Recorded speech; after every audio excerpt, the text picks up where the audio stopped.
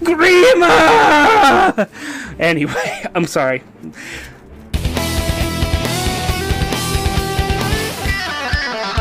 Now, the red tome user, Morgan, isn't like garbage or anything. I just don't find him to be phenomenal. I mean, really, he's in line with what a lot of red casters were getting seem to be, which means they could be okay, but they're definitely not the top of the mage tree here. But there are a lot of things we could do with him that really just emphasize how much he brings to the table as far as what he could do for the party. I'm done blathering about it. Let's just go ahead and go into the builds, and I'll show you what I mean. Let's get his digits, and honestly, his stat line's very similar to Tharia's, and honestly, he's not too far off from Nino, but the problem is that whenever you take a look at this, his speed is still not as fast, and so there's a reason why a lot of people are running Nino as opposed to running Tharia in Arena for the most part. That speed really matters. Regardless, I'm getting a little bit ahead of myself. Let's see what he swings with. Grima's Truth. Wow, just smacking it up against you there. This is a wonderful tome. It's already power creeping, something that we got like 2 banners ago. 3 banners ago. Where you hit somebody, you debuff the person you hit if they're still alive, which likely, that's the difference between this and the other similar unit that we got a while ago, is that that unit's probably still going to be alive. So it debuffs that unit and all the units around them for -5 to stats. You buff your buddies for +5 to stats. This is really nice. I mean, that differential is 10. Now, I have a lot to talk about that, and I'm going to save that all for later, but we're going to really try to leverage that power here. He has himself some Dragon Fang. It's a nice weapon for special. It has a good pop. And then if you take a look at the rest of his kit, it's pretty good. Dull range is a pretty interesting thing. It's not like this is the first time we've ever seen this, but specifically on this skill that's easily inheritable to others. Having something like this that just completely removes the buffs from people that are incoming at a range, I think that's wonderful. That actually gives us a lot of utility with him. It lets him do things that much better mages can't do. And his kit is rounded out with a double spur, which is nice. It's good for arena points. It's good for so many other buffing situations that you need. So this guy really is set up to support. If we take a look at his ratings up here, the ratings, different categories stand for different scenarios in combat. Aggressor being one-hit kills, which is why it's so abysmal. And then you're talking about duelist, the ability to take back and forth hits. And then Wall and Deflector are physical and magical attacks. He's just incoming. He's not retaliating except for his attack that he would normally be given as a result of that. So whenever it comes down to it, if you see a C in this, it means that you can do it. You need to be able to do it right. B, A, it means you do it all the time. And then if you get a D or an F, you don't. So let's go into his first build, a budget build as usual, and really I'm just recommending that you fill in the missing stuff here. Give him some reposition. You may want to switch up his special, and so that's why there's the recommendation here. Otherwise, Dragon Fang is just fine. You're not expecting to get that to trigger too often. As a matter of fact, we're going to do something completely different with the builds going up ahead, even though you could get what I'm going to recommend in a budget area. And then Triangle Adept. You know what? Don't worry. As a matter of fact, you could use Triangle Adept for pretty much all the other builds I'm going to have, and it's going to give you that extra little bit of reliability, to be quite frank with you. So yeah, you can substitute Triangle Adept for all the future builds I'm going to show you. Otherwise, this is a pretty decent setup for him. If you just want to get him on the field, get him going because you want to get that buff. If you want to show people the truth of Grima, this is what we do. Grima! Anyway, I'm sorry. Maybe that was a little bit much. So let's talk about the build a lot of people are going to want to overhaul him into, which would be a Blade Tome build, and he does it very well. Like I said, stats are pretty much the same as Tharia's when it comes down to it, so he fits it well. Let's just go ahead and go right into the obituaries on this one, and the obituaries look a little lackluster, but that's because whenever I evaluate units for things within the DPT, Deltran's PvP threats, link down the doobly-doo to see who's in that. Whenever I evaluate the win and losses on that, I only give buffs to Blade Tome users, and usually it's only one 1 buff total. So I mean, if they're mounted or something like that, then great, they get a nice goad. But for somebody who's just on their foot, they're only getting a simple hone attack. So these aren't that great, and obviously you're going to want to buff them more. It's easy to buff them out, so I'm not even going to really address this. Yes, he performs very well as a Blade Tome user. If you want to do that, if you have a Tharia with garbage IVs, then yeah, go ahead and do that. I can't necessarily say that you should always build him this way, because when it comes down to it, Tharia is a perfectly able red tome user that's having a blade tome. I don't see why you would like say promote a good Tharia just to burn him for Morgan, unless you love Morgan. I mean, I'm not going to judge here, but otherwise it's not something that I'd say yes, you have to do, but it's a thing. So for the rest of this video, what I'm going to do is I'm going to just show a couple of options that you can do right now, pretty much on the screen, where you can adjust him to just leverage Grima's truth. So this way, what we're going to do is I'm going to show you some options so that you can ensure that you are getting to use that often, and then we're going to talk about how to actually just abuse the crap out of the bonuses that he's giving everybody, because that's the biggest thing. You know what? +5? That's huge. And if it was only to 1 stat, like the tactics set of skills, that's still wonderful. That's still something you want to do. This is just absolutely frickin' crazy. Not going to go through the whole DPT calculations for this or anything like that, just trying to give you some ideas as to what you can use so that you could go ahead and field him this way. I'm going to go ahead and start to talk a little bit about good pairings with him, because while it's easy to say, well, everybody wants to have +5 to their stats, you would be right, but there are some people that's going to get a lot more mileage out of it, and so let's talk about them. So real quick, I do want to nail down this vernacular that I tend to use whenever I talk about buffs. Whenever I describe them, I usually just shorthand them to saying a hone style buff or a spur style buff.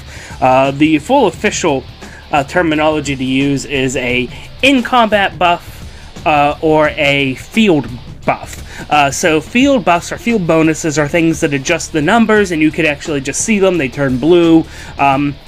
That is considered to be a field buff or a hone style buff. A spur buff or an in-combat buff are the buffs that only apply during combat, thus you don't actually see the adjustment, you just sort of have to like hope that it's being calculated into there, which I wish there was some sort of indicator to show that yes, you are getting it. But the fact is that spur buffs, these in-combat buffs, they will stack on top of each other like pancakes, all you can eat. On the other hand, though, the hone style buffs, only the strongest survive, and so you only have the largest out of those. So if you get somebody with a +1, a +2, and a +3 to attack, they don't have +6 or anything like that, they only have +3 total. It's just the highest value is what sticks. Now, spurs stack with everything, including themselves. You only get the highest of the hone. So a lot of people like to go and get the largest hone they can, and then you can just stack spurs on top of that, because pancakes go good with every meal. This analogy is breaking down. Now that I've clarified that, let's talk about Erica, right? Her new sword upgrade. I mean, this is great, okay?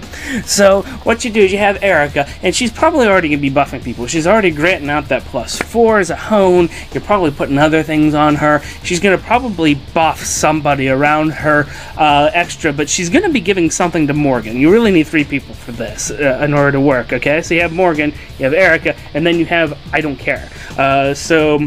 Erica provides some kind of buff, even if it's just an attack to Morgan. Morgan's going to run up there. He's going to go ahead and do his thing in relative safety, okay?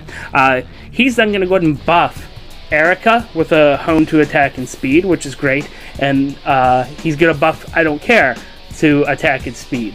Now, if these two stay within 2, then that means Erica's going to go into combat with +10 attack, +10 speed. That is wonderful. You could still do this easily with things like the tactics buffs, and yeah, if you put her into a horsey team or armor team or flyer team, yeah, if you keep everybody there, you could do that. But you know what? This is easy to do. If you don't have a mixed team, if you just have all infantry, this is the way to do it. And you know what? Erica could give Morgan just enough firepower that he should be able to kill whatever he's aiming at, especially if you use some of the builds that we've shown previously with some of the kits that in specials I recommended there, so that you could feel comfortable in just throwing him into something. Another set of people who really benefit from Morgan are blue Brave Weapon users. Brave Weapon users love to have that extra speed boost. They really like to have that extra damage boost. It doesn't matter how you set them up, but if you have Morgan there, he can take a hit from a green unit. So you could have him go up further, peg somebody, and then you would buff your Brave Weapon ally here, maybe even the Reinhardt.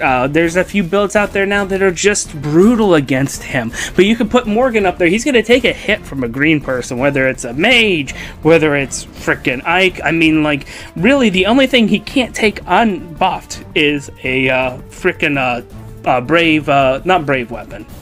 What's that thing? Bold fighter variant of like Winter Crom or something like that. Those are the things he's not going to be able to really handle without any kind of buff. If you give him buff support, Morgan's going to be able to tank that for you too. So you keep all your blue people safe, and then they could go off elsewhere. They don't need to have that other double dipping where there's that -5 to the other enemies. I mean, like, you could save that for other things. You could dance Morgan and go do that, or you could just make sure that your blue Brave Weapon users, whether it's Cordelia in the sky or if it is Reinhardt, they can get that buff, go out there, and just start killing other things. It is quite beautiful.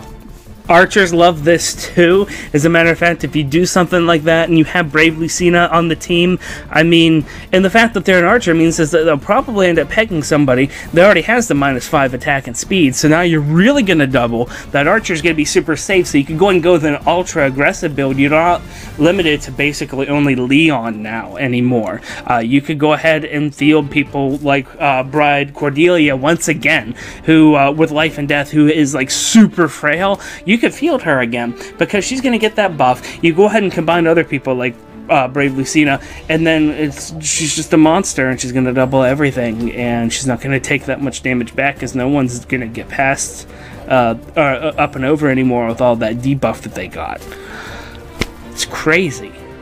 There's even several units that I recommend usually putting slaying weapon builds on too, like Shauna, just for instance, who have this weird stat spread that is like, oh, well, you know, if you just give her one buff to this or that, then they're fine because they need it. Well, yeah, you know what, give her that huge buff to attack and speed, okay? It even counts as a double buff if you go after somebody who's debuffed, but that's the nice thing about this, is that you could literally split your forces up in a logical way. You could go ahead and have somebody buffed and then just send them down the field and then have them go kill something.